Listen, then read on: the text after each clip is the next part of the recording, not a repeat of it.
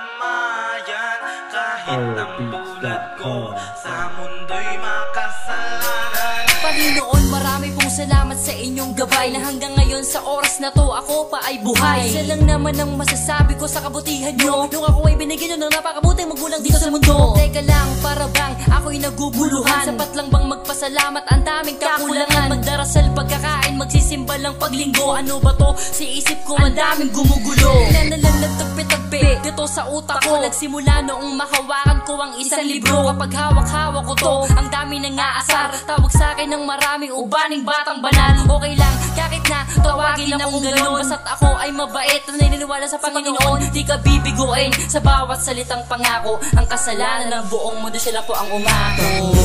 Panginoon, salamat sa'yo, pagkat binago mo ang buhay kong ito.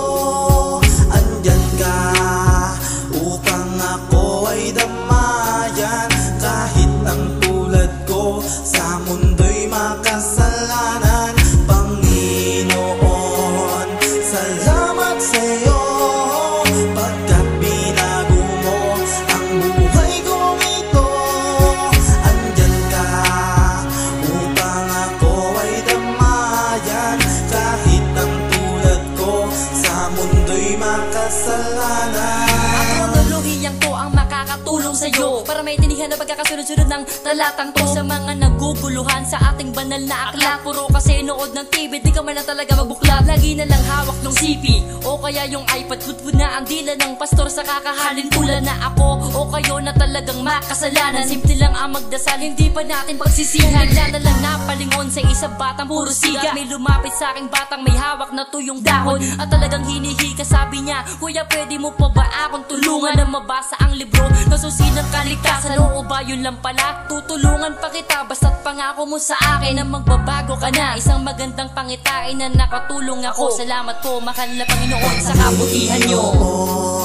Salamat sa'yo, pagkat binago mo ang buhay kong ito.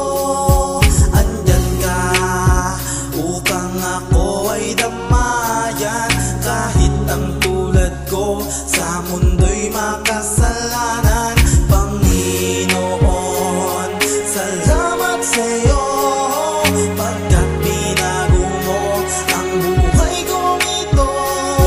Andyan ka upang ako ay damayan.